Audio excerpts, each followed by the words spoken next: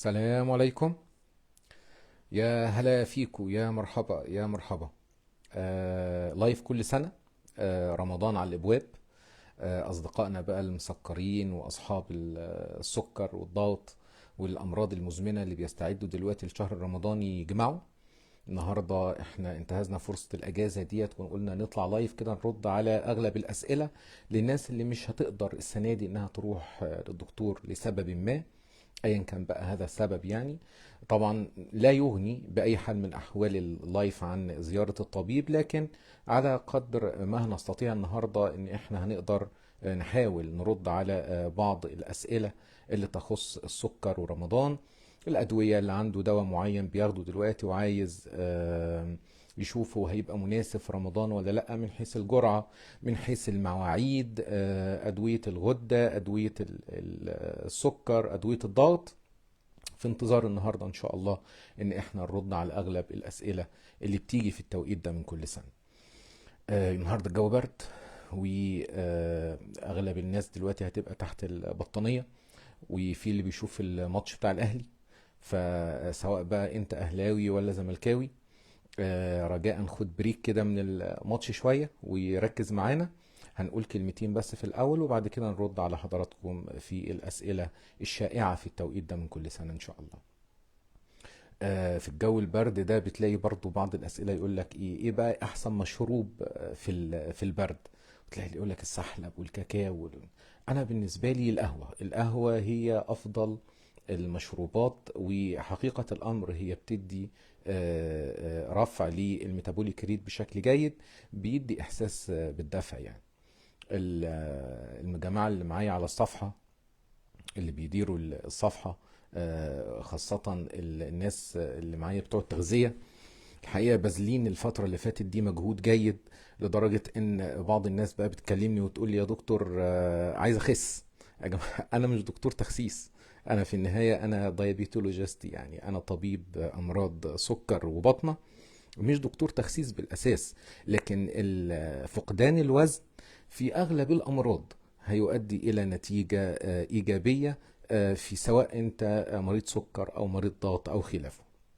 لكن برضو بمناسبة الموضوع ده، لان ودي حاجة ايجابية يعني، اغلب اللي بيسألوا بيبقوا سيدات بدأوا ينتبهوا للحكاية دي، بدأوا ينتبهوا ان ما عادش زي زمان ما كانوا بيقولوا كده الايه العرب يحبونها بيضاء سمينة. لا والله ما عادش، واضح ان الذوق الذكوري تغير يا سيدتي.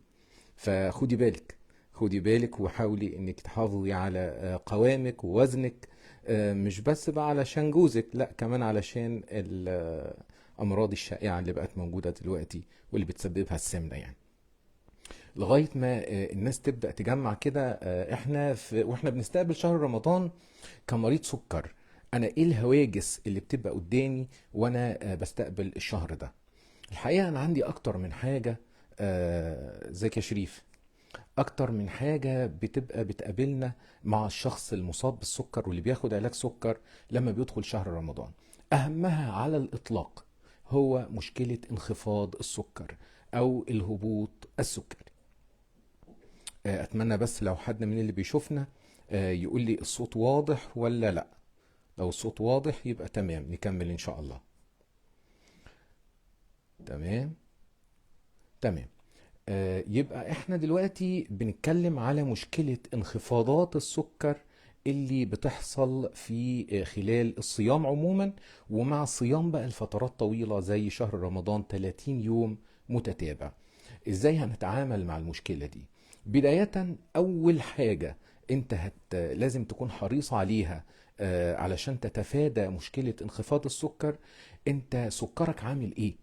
يعني في البداية اصلا هو انت الدكتور اداك البرميشن، اداك المساحة انك انت تصوم ولا لا؟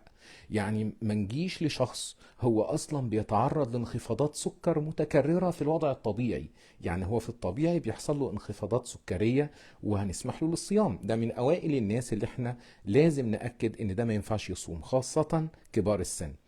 وهنا لازم نكون حريصين على ان احنا نقيس السكر للشخص ده خاصة كبار السن في اوقات مختلفة على مدار ال 24 ساعة في الفترة المتبقية قبل رمضان.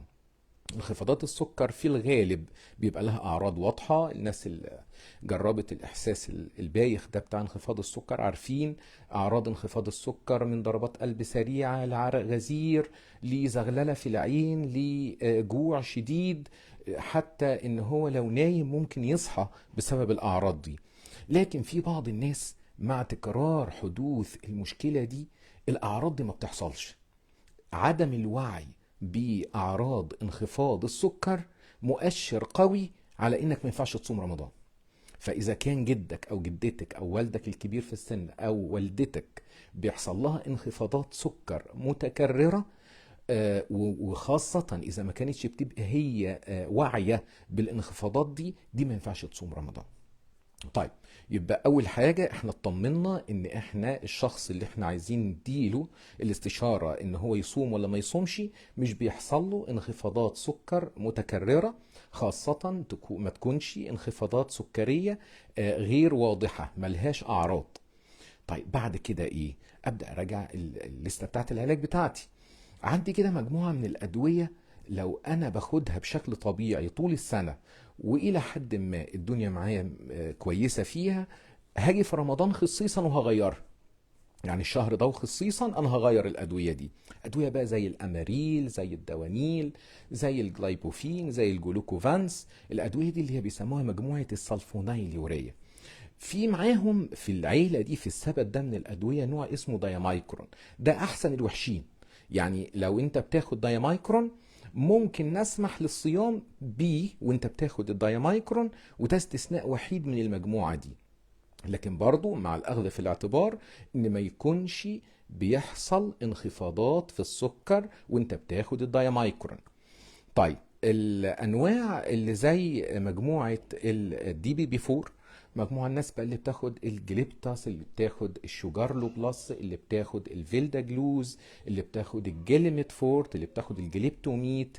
الماده دي كلها ماده الدي بي بي 4 من انسب الانواع في رمضان، مفيش فيها مشاكل في رمضان. هنعوز بس نقيفها على مقاسك. يعني اولا هي تكون ضابطه لك السكر، يعني هو الهدف الاساسي ان انا باخد علاج سكر ليه؟ ان انا سكري يكون مظبوط. فانا طبيعه الحال لازم يكون اصلا العلاج ده ظابط لي السكر، وبالتالي انا لو ما باخدوش ابدا اخده من بدري، ابدا اخده من دلوقتي عشان اشوف هو هيظبط لي السكر ولا لا.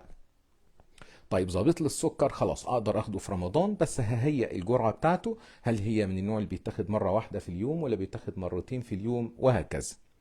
في مجموعة تالتة، مجموعة بتشتغل على الكلى، بيسموها ال SGLT2. المجموعة دي هي بتخفض السكر عن طريق انها بتاخد السكر وبتنزله في البول، وبالتالي هي بتكثر اخراج البول.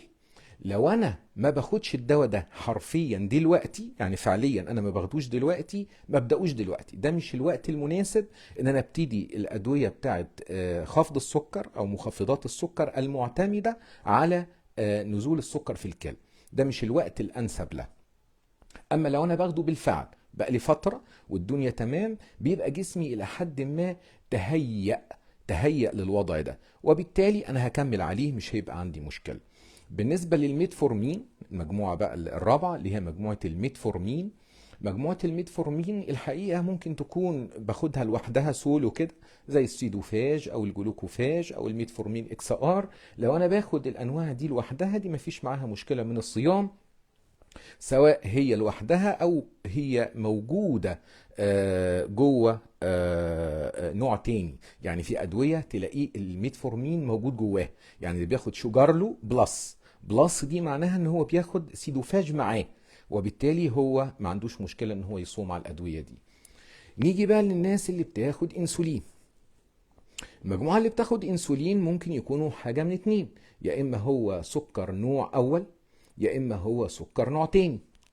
لو هو سكر نوع اول، القاعدة اللي اتفق عليها ما بين الجماعة الاطباء والعلماء الدين ان مريض السكر النوع الاول هو لا يجب له الصيام، يعني هو يستطيع معاه رخصة الافطار، لان هو مشاكل الصيام معاه هتبقى كثيرة جدا، سواء من حيث انخفاضات السكر او ارتفاعاتها.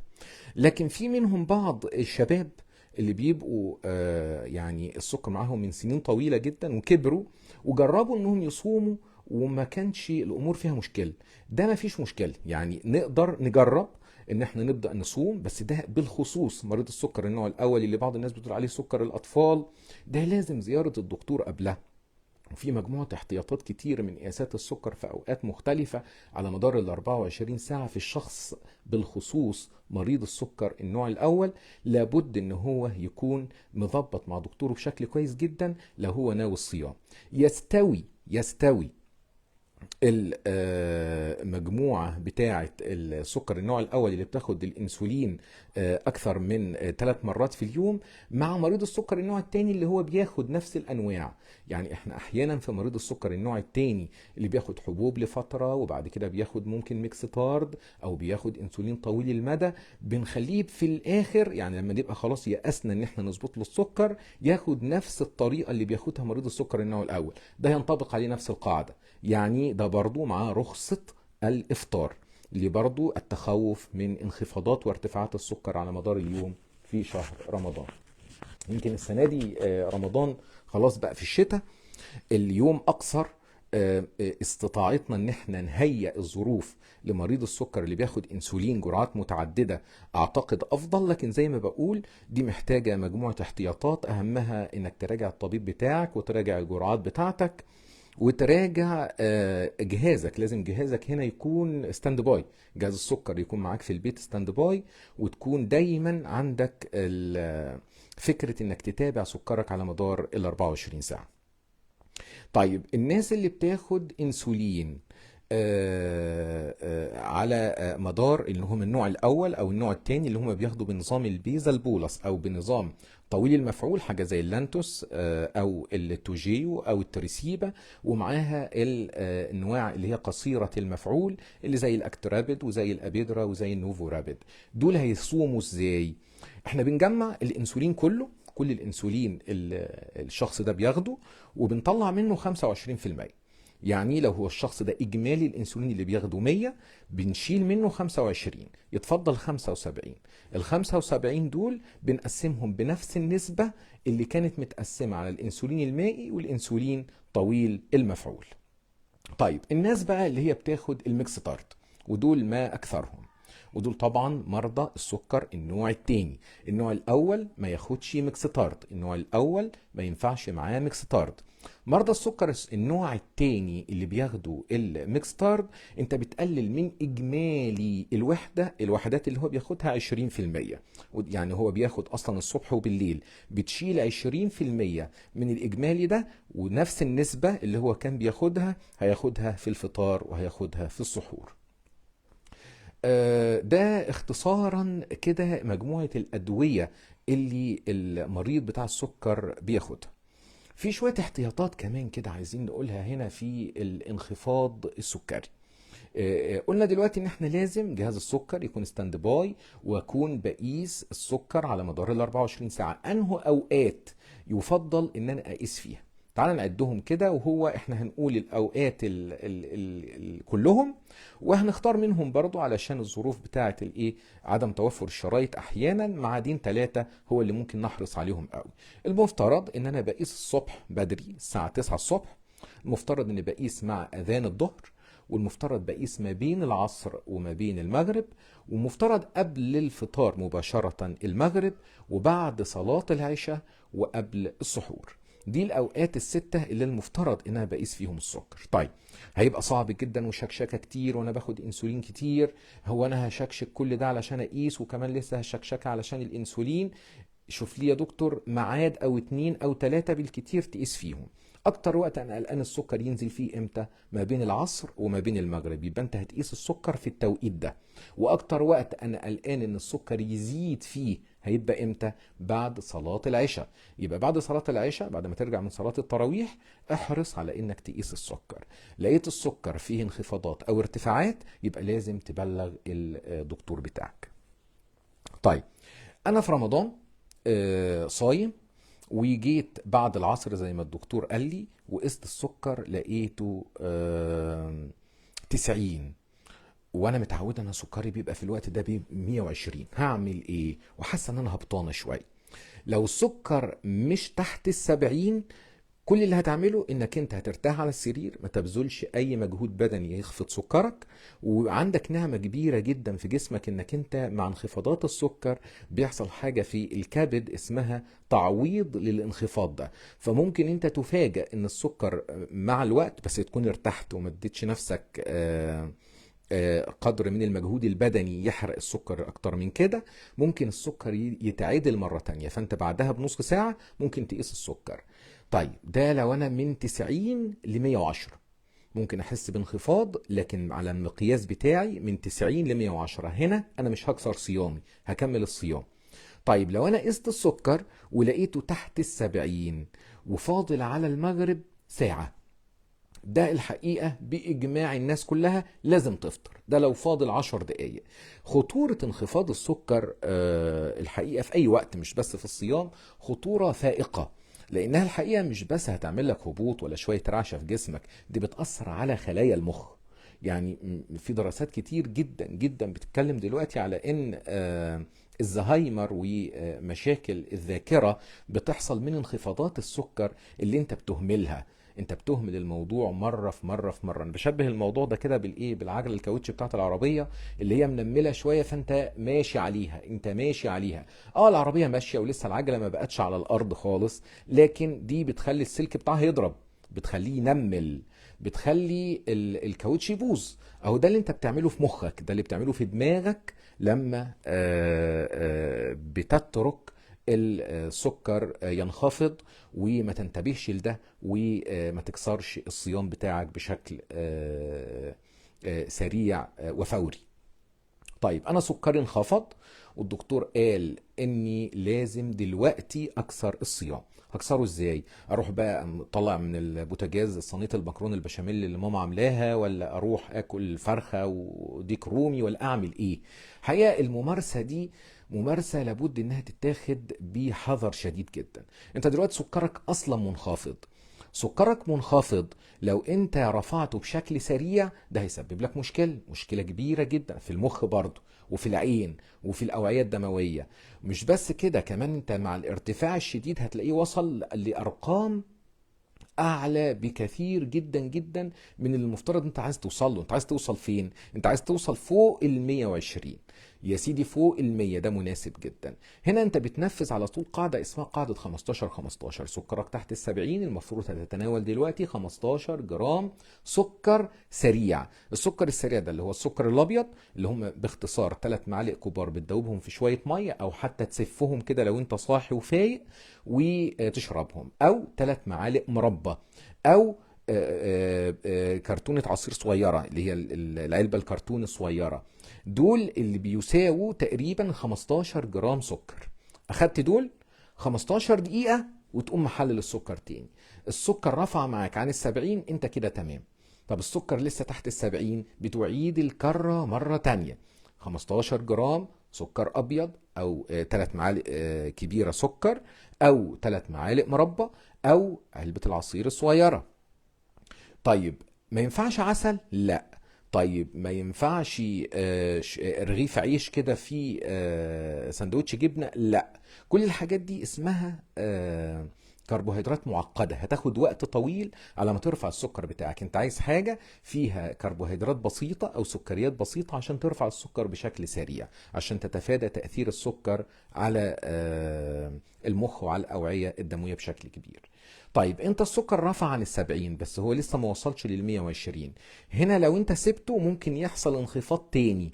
فهنا بنعمل حاجة اسمها تثبيت للسكر ده. التثبيت هنا هيبقى من خلال حاجة بقى فيها سكريات معقدة شوية، تستنى موجودة ويكون فيها نسبة دهون. يفضل، أنا أفضل في الحالة اللي زي دي حاجة زي اللبن اللي هو بالفواكه، او زي لبن الفراولة، زي الزبادو، زي زبادي بالعسل. هنا تقدر تستخدم حاجة زي كده علشان تعمل حاجة اسمها تثبيت للسكر، عشان يظل السكر ثابت وما ينزلش تاني. لان خاصة انخفاضات السكر دي لو حاصلة مع شخص بياخد اقراص بتبقى انخفاضات متكررة، وطالما شفنا حالات زي كده السكر ينخفض يبدأوا يرفعوا له السكر شوية، وبالذات لو هو كبير في السن تلاقي السكر انخفض مرة تانية وبتبقى المرة التانية أشد وأعنف. طيب احنا كده عرفنا السكر، الهبوط بتاعه، ايه الأدوية اللي ممكن تسبب لنا انخفاضات سكرية، لو السكر انخفض هنعمل ايه، يعني ايه انخفاض سكري وانا مش حاسه بيه، وازاي ان انا اتفادى ده، اقيس السكر على مدار ال 24 ساعه في بتاعه الصيام ازاي. طيب ايه تاني مريض السكر انا قلقان منه في اثناء شهر رمضان؟ انا قلقان زي ما قلقان من الانخفاض انا قلقان من الارتفاع. كلنا عارفين ان احنا لو حتى ما انت الشخص سكري انت بتخش في رمضان وزنك 70 كيلو بتطلع منه وزنك 90 كيلو.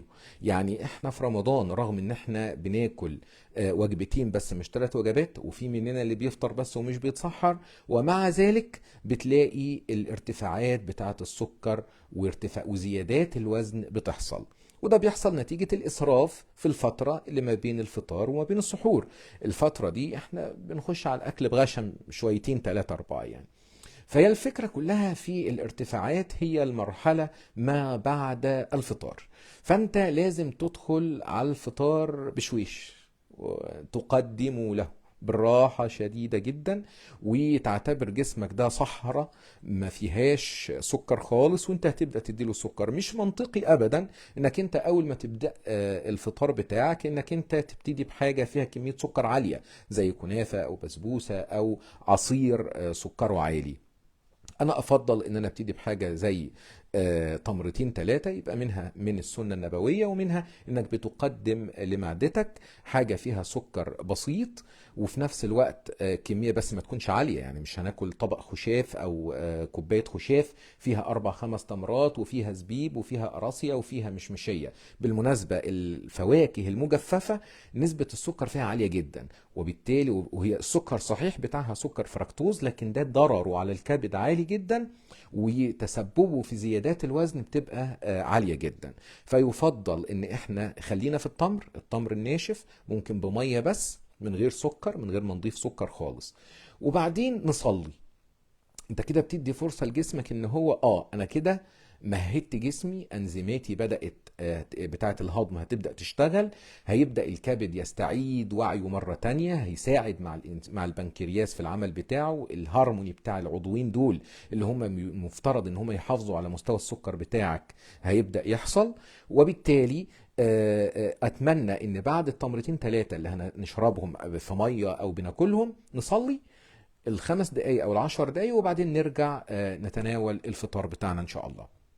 الفطار علشان نبعد بس عن ارتفاعات السكر العنيفة، كمية النشويات اللي فيه يفضل انها تكون نشويات برضه معقدة. يعني العيش يبقى العيش الاسمر، الرز البسمتي احسن من الرز العادي. بالمناسبة الرز العادي احسن من الدقيق الابيض، يعني ارتفاعات السكر مع الرز العادي هتبقى اقل من ارتفاعاته مع الدقيق الابيض اللي هو زي الفين والرقاق والقرص والحاجات اللي زي كده.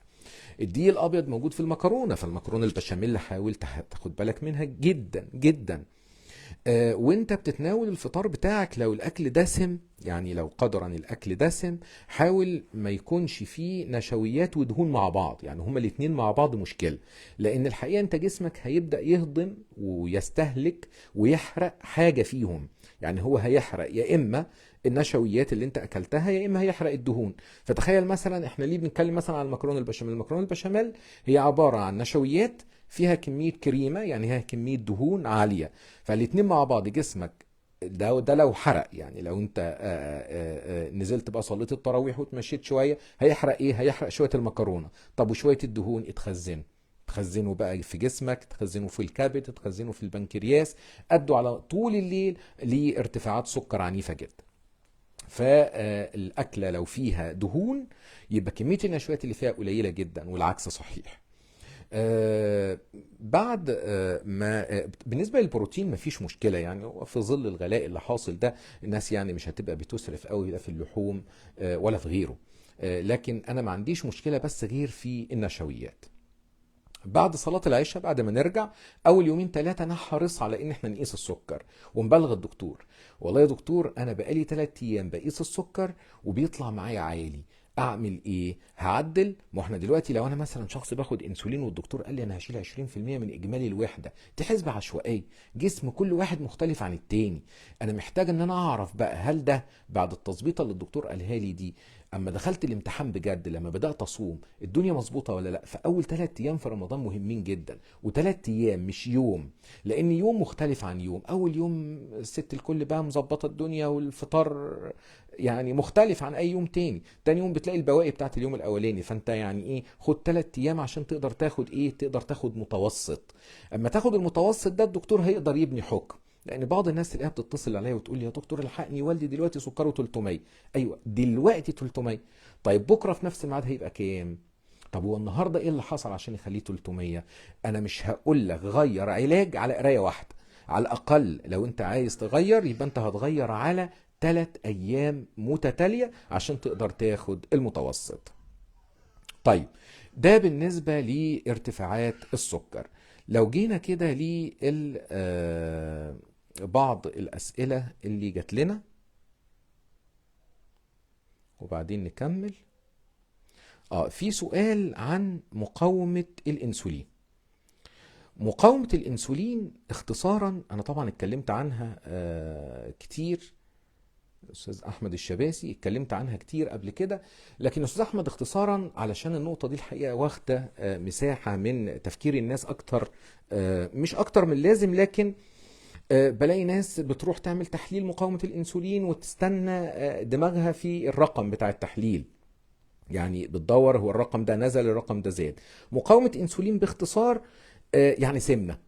مقاومة انسولين يعني الشخص اللي عنده مقاومة انسولين عالية هو شخص سمين، وشخص سمين يعني هو شخص عنده مقاومة انسولين.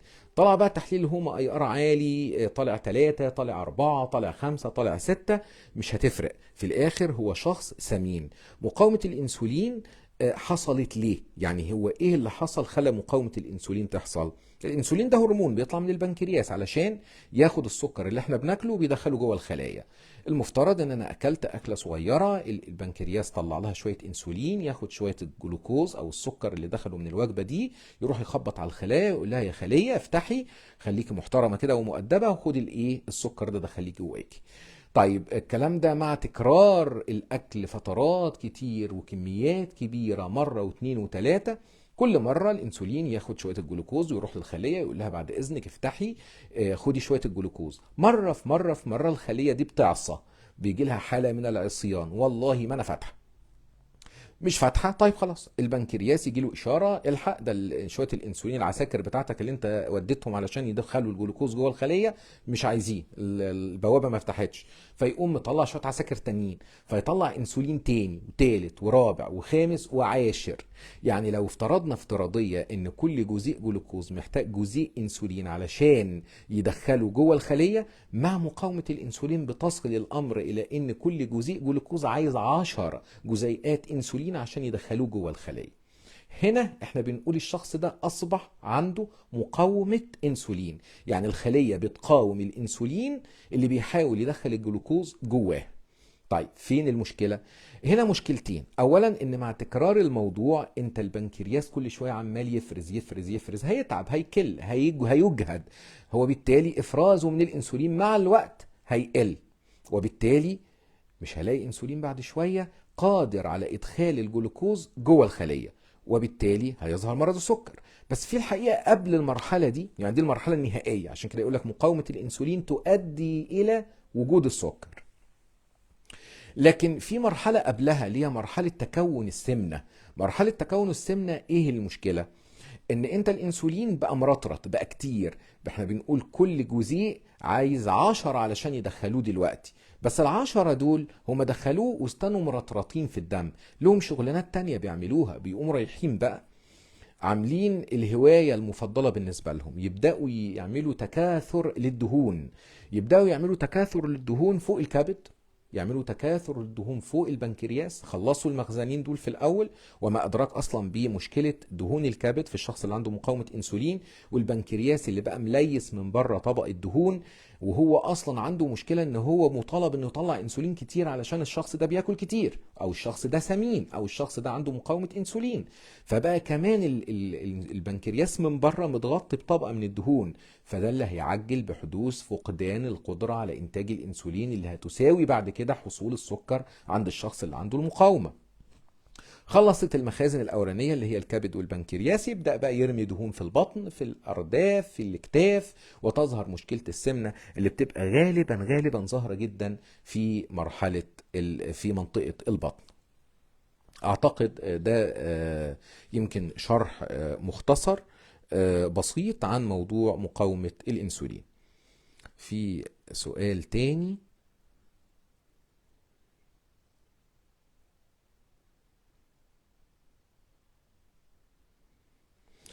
الأستاذ سعد خليفة بيسأل: طيب اللي بياخد 3 مرات أكترابد وبياخد لانتوس، هو ده اللي احنا كنا بنقوله، ده شخص متعدد القياسات. دلوقتي إجماع الناس، يعني هو في لجنة كده بتتعمل ما بين رجال الدين وما بين أطباء كل مجال، أطباء السكر هنا في حالتنا في مريض السكر. الفتوى هنا واضحة ان الشخص ده اللي بياخد جرعات انسولين متعددة عنده مخاطر الانخفاضات والارتفاعات عالية، فهو يحق له الافطار. طيب هو عايز يصوم، هياخد الامور محمل الجد. ده لازم جهاز السكر يكون موجود معاه، لازم يزور الطبيب يظبط الجرعات بتاعته. احنا قلنا حسبة يعني زي ما بيقولوا تقديرية بسيطة كده، ان انا بجمع كل الجرعات بتاعت الاكترابد ال3 مرات واللانتوس وبطلع منهم 25%، والباقي ببدأ اقسمه بنفس النسبة اللي كانت متقسمة قبل كده لما كانوا 3 وواحدة، لانه هنا مش هيبقوا 3 وواحدة، ده هيبقوا 2 فطار وسحور بس. ما هو ال3 مرات اكترابد كان بياخدهم فطار وغدا وعشاء، هو دلوقتي بقوا فطار وسحور، فهيتوزعوا على وجبتين 2. في النهاية يقدر يصوم، يقدر، خاصة لو هو مش نوع اول، يعني لو هو وصل للمرحلة دي وهو نوع تاني، بس بشرط زيارة الطبيب علشان يظبط الجرعات ديت مع الطبيب بتاعه. جهاز السكر للشخص ده اساسي، قياسات السكر في الاوقات اللي اتفقنا عليها مهمة جدا.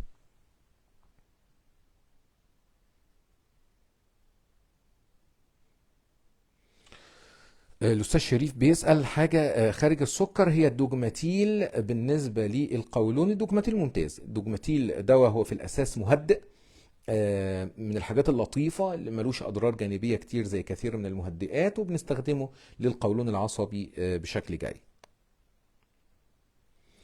كيفية التغلب على نزول الوزن من الميتفورمين؟ والله يا أستاذة دعاء، ده أنت سعيدة الحظ إن أنت بتفقدي وزن مع الميتفورمين، دي أمنية حياة كل البشرية يعني، وبخاصة السيدات. ده لو حاصل فهنسأل نفسنا يعني إيه نزول الوزن؟ يعني هل أنا نزلت بقيت أقل من الطبيعي اللي أنا المفترض أكون عليه؟ يعني لو بقيت أقل من الطبيعي اللي المفترض أكون عليه وباخد الميتفورمين علشان السكر، فأنا متأكد إن السكر في المرحلة ديت مظبوط جدا. انا متاكد مليون في الميه بدون ما اسال حضرتك ان لو النزول حصل لانك اصبحتي ايديال، اصبحتي طبيعيه، يعني السكر بقى طبيعي، يبقى انت كده فقدتي اكتر من 10% من الوزن الاصلي اللي كنت بادئه بيه، فانت كده مش محتاجه ميتفورمين. يعني ممكن تكوني دخلت دلوقتي في حاله اسمها ريميشن، او اللي هو بيسموه الاختفاء المؤقت للسكر. المؤقت دي ممكن تستمر سنوات لو استمر الوزن ثابت. في الحاله اللي زي دي انا ممكن اوقف الميتفورمين. اما لو هو نزول لكن لسه انا ما وصلتش للوزن اللي انا عايز اوصل له، الوزن الايديال، يبقى انا الحقيقه مستمر عليه، وانا ابقى سعيد الحظ طالما ما عنديش اعراض جانبيه تانية. انت عارف طبعا الاعراض الجانبيه التانية بتاعت الميتفورمين، اللي هو بعض الناس بيبقى عندهم مشاكل في الجهاز الهضمي، يعني ميل للقيء، التهابات في المعده، مشاكل في الاخراج، سواء اسهال او امساك. لو الحاجات دي ما هيش عنيفه، لا نكمل على الميتفورمين لو انا لسه ما وصلتش للوزن المناسب. استاذه دعاء الحقيقه يعني سؤالها ده شجعني جدا، الميتفورمين كده رائع يعني. اخد كورس فلاجيل ازاي؟ بس يا جماعه انا يعني النقطه دي، لان برضو بعض الناس يا دكتور اكتب لي حاجه للديدان للاطفال، اكتب لي حاجه مطهر معوي. يا جماعه تعاملوا مع الادويه دي بحرص شديد جدا. لا قدر الله، لا قدر الله، وربنا ما يوري اي حد الفلاجيل وأدوية الديدان، لو حد فيكم شاف شخص عنده الحساسية اللي ممكن تحصل من الأدوية دي، لا قدر الله ربنا ما يوري حد ابدا، حاجه صعبه جدا، فاحنا هناخدها في حاله الحاجه اليها ودكتور اللي يكتبها. يعني مع كامل الاحترام للصيدلي، يعني مش دوره. وفي نقطه هنا برضو يعني مهمه جدا، تحليل البراز اللي هو بيطلع دايما انتاميبا انتاميبا انتاميبا، يعني اميبا. يا جماعه في الاغلب انا شاكك في التحليل ده، في الاغلب. مش معقول المريض بتلاقيه بياخد جرعات للاميبا وبعدين يروح يحلل يلاقي الاميبا موجوده ويروح ياخد تاني، حاسس انها فورمه موجوده على طول. فهو في الاساس خلينا نسال، هو انا بشتكي من ايه؟ يعني خلينا نرجع بس باك تو بيزكس كده، احنا الشكوى ايه؟ الشكوى ان انا حاسس بزغوله وانتفاخات وكلام من ده، ما يمكن قولون، ما يمكن المشكله مش اميبا اصلا، وممكن ما يكون مش مستحق ان انا اخد الفلاجيل. طب انا عامله تحليل في معمل موثوق فيه وطالع في اميبا، خلاص. طب انا الفلاجيل له يعني احتياجات اخرى، الطبيب ممكن يكتب الفلاجيل لاسباب كتير تانية جدا جدا يعني. لكن هو مضاد حيوي، الفلاجيل المترونيدازول نوع من انواع المضادات الحيويه، ما بيتاخدش بكثره اكتر من اللازم، ولا بد من وصف الطبيب، لا بد من وصف الطبيب، لا الصيدلي ولا طبيب المعمل. لكن هي جرعته لو هو صح، يعني الطبيب المريض ده محتاجه، هو بيتاخد لو هو للأميبا بيتاخد قرص كل 8 ساعات لمدة 10 أيام. سؤال تاني. اه أستاذ شريف بيقول الوالدة مريض سكر وعندها كانسر وكبيرة في السن ومصممة على الصيام. الحقيقة دي مشكلة، يمكن النقطة دي انا هستضيف ان شاء الله قريب جدا رجل من رجال الدين اللي هيتكلم في الجزئية دي، لان هو احيان كتير اهلنا خاصة امهاتنا وابهاتنا اللي بيبقوا مصممين جدا جدا على الصيام، يعني شايفين ان هم كده هيبقوا بيأثروا في حق ربنا ان هو لو افطر، في حين ان هو ممكن يكون العكس، هو ممكن يكون هو كده يعني بيرتكب ذنب وبيرتكب اثم لو صام بالشكل ده. يعني دايما اضرب مثال بكده، يعني هو يعني السيدة في اثناء ما هي جاي لها العادة الشهرية، هل ينفع تصوم؟ ما ينفعش. ليه بقى؟ يعني لو ما صامتش، هل بتحس بتأنيب ضمير او هل بتحس بذنب؟ لا. يعني ده ربنا قال مش هينفع نصوم في التوقيت ده، زي ما ربنا قال ومن كان منكم مريضا. يعني ما هو دي زي دي، يعني هو الامر الالهي هنا واحد، لازم ناخده بالجديه اللازمه، ولازم ناخده بكل الحيطه الواجبه، علشان الحقيقه احيان كتير جدا بنشوف مآسي بسبب الكلام ده، مآسي سواء حالية في أثناء الصيام أو مستقبلية، النقطة اللي بتكلم عليها في مسألة الوعي ومسألة المخ. فيا ست الكل، لو حضرتك الأمراض المصاحبة للسكر عنيفة للدرجة اللي أنا شايفها في الكومنت بتاع شريف بتاع إن في كانسر، لا طبعا حضرتك معفية من الصيام تماما إن شاء الله. شرط طبعا إن الكانسر يكون أكتف، يعني يكون موجود دلوقتي، مش تعافيتي منه.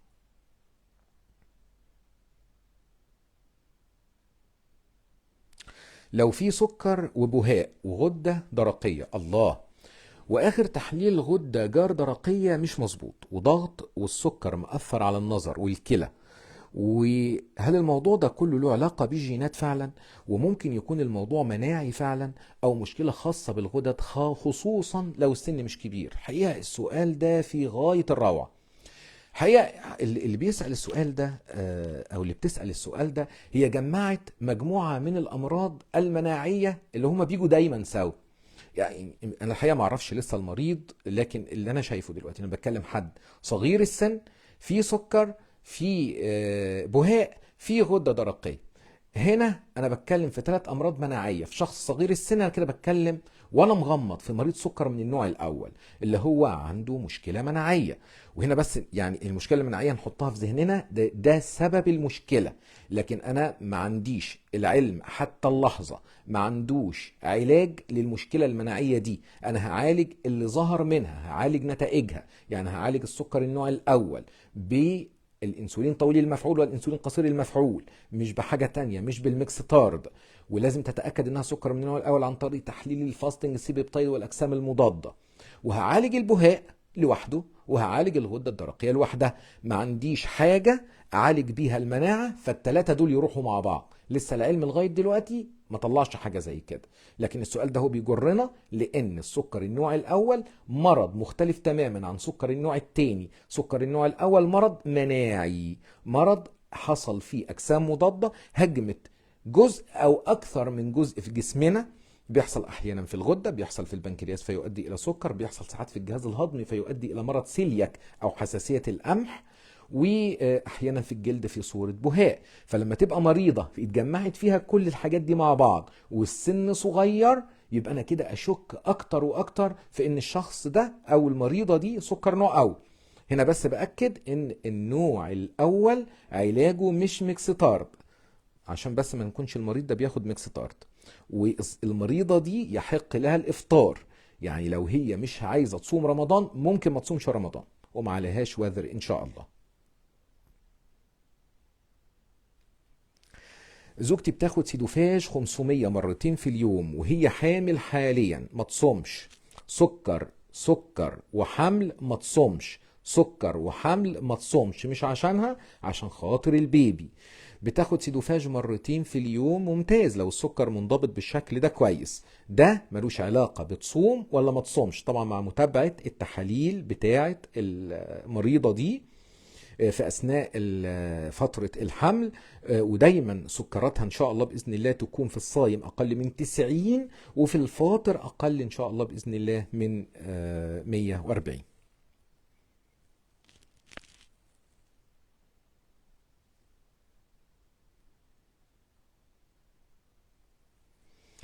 بالنسبة لتحليل الغدة الدرقية 6/10، ممتاز، نستمر على نفس العلاج زي ما احنا. النورمال في هنا يقصد التي اس اتش اللي بياخد علاج للغدة. احنا عندنا 3 حاجات بنبص عليهم في الغدة: التي اس اتش، وده يمكن التحليل الاكثر شيوعا والاكثر طلبا مننا كدكاترة، واللي بنقدر نمونيتور بيه او نقدر نحدد بيه انا محتاج اغير العلاج ولا لا. فالتي اس اتش من 2/10 ل 4.5 طبيعي نورمال، ونستمر على العلاج زي ما احنا. وبالمناسبة علاج الغدة الدرقية اللي هو الاليتروكسين او الثايروكسين او التي 4 ثايرو او الايثيروكس، ده هيتاخد ازاي في رمضان؟ هو المفروض في الايام العادية باخده قبل الفطار بساعة. طب انا في رمضان هاخده ازاي قبل الفطار بساعة وانا المغرب بيأذن وبروح اجري على الاكل؟ يبقى هاخده قبل السحور بساعة، بشرط ما اكونش واكلة قبله، يعني يبقى في فترة بطني فاضية فيها من الطعام.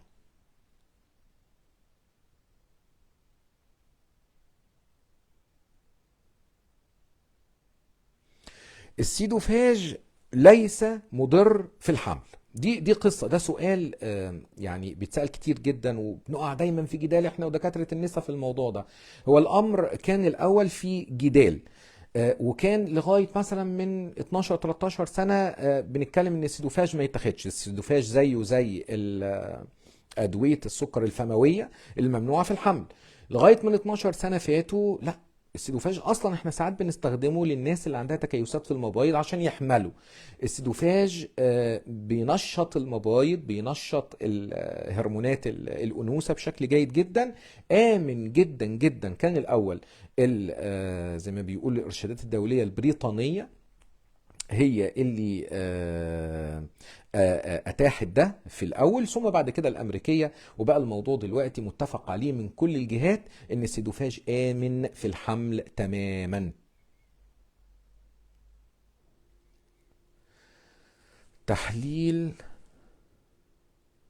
وظائف الكبد الاس جي بي تي اللي هو الاي ال تي عاليه الى حد ما، وبياخد كريستور 10 يوم بعد يوم بقاله 3 شهور. يا ترى هو ده السبب؟ ممكن، وارد الكريستور او ماده الروسوفاستاتين ترفع انزيمات الكبد. هنعرف الكلام ده ازاي؟ بنوقف العلاج لمده شهر وبنعيد التحليل. لو التحليل نزل يبقى هو كان السبب، ساعتها بنغير نوع الستاتين او نوع خافض الكوليسترول.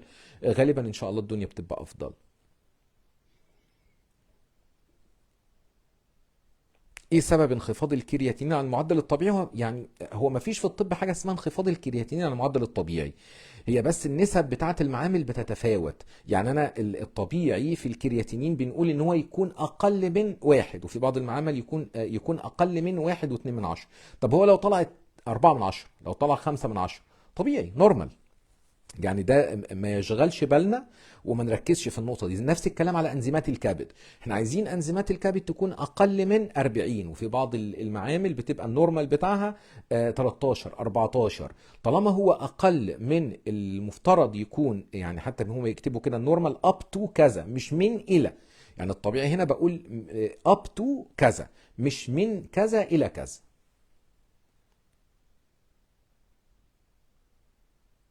لا، السيدوفاج ليس له علاقة بالجنين. السيدوفاج آمن جدا أثناء الحمل. السيدوفاج آمن أثناء الحمل.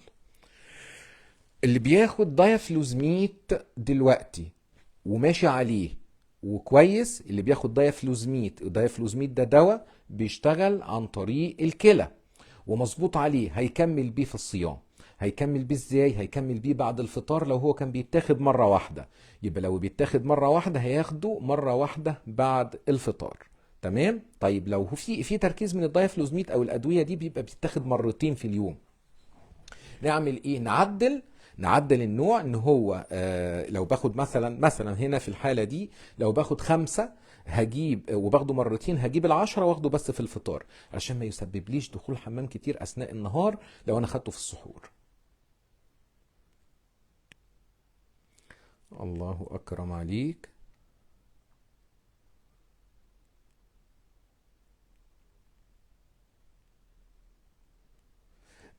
بالنسبة لي عايز ارجع لموضوع مقاومة الانسولين اللي فتحناه. نفس الشخص بيسأل طيب هو دلوقتي انت قلت لنا السبب، ما قلتلناش العلاج. العلاج انك توقف اللي حصل، يعني توقف السيناريو. هو ايه اللي حصل؟ اللي حصل انك انت كنت بتاكل عدد من المرات كتير وكمية نشويات كتيرة. هما دول يعني البنكرياس مش هيفرز انسولين نتيجة انك اكلت لحمة. اللحمة مش هتخلي البنكرياس يفرز انسولين. البنكرياس هيفرز انسولين لسببين: انك اكلت، كل مره بتاكل فيها بيطلع الانسولين. المره الثانيه ان كميه النشويات. يبقى هما دول عنصرين. فانت لو باعدت ما بين المرات اللي بتاكل فيها وقللت كميه النشويات، فانت كده بالطبيعه بتكسر مقاومه الانسولين. زائد الادويه اللي بتزود حساسيه الخلايا للانسولين، زي طبعا اهمها الميتفورمين او السيدوفاج او الجلوكوفاج. السكر نازل عندي على طول، ممكن اعرف ايه السبب؟ لو انت مريض سكر يبقى ممكن يكون العلاج هو السبب. لو انت مريض سكر ممكن يبقى مجهودك اكثر من اللازم بيسبب انخفاضات سكر. لو انت مريض سكر يبقى محتاج تراجع طبيبك علشان تشوف اسباب انخفاضات السكر، لان هنا قصة ضبط سكر. اما لو حضرتك شخص مش مريض سكر وسكرك منخفض، لازم نعرف الاول تعريف يعني ايه انخفاض سكر. لان هنا برضو احنا بنشوف في الموضوع ده مقاسي كتير. الاقي حد جاي لي بيقول لي سكري يا دكتور واطي، كام؟ 90. ماله 90؟ 90 كويس، 80 كويس، 75 كويس. انخفاض السكر معناه انخفاض عن السبعين، ويكون ده بدون اي سبب واضح. يعني ما غلطتش وخدت علاج سكر بتاع زوجتك او بتاع والدتك من غير ما تاخد بالك. في الحالة اللي زي دي هتبدأ بقى تخضع لفحوصات. يبقى امتى هخضع لفحوصات؟ لو انا شخص ما باخدش علاج سكر، لو انا شخص ما غلطتش وخدت علاج سكر، لو الموضوع متكرر ويكون تحت السبعين. لان في الحالة اللي زي دي بنشك في حاجة اسمها ورم حميد، او احيانا ما بيبقاش حميد في البنكرياس، اسمه انسولينوما، بيكون بيفرز كمية انسولين اكثر من اللازم، عكس السكر بقى. هنا عكس السكر. شكرا يا استاذة شيماء.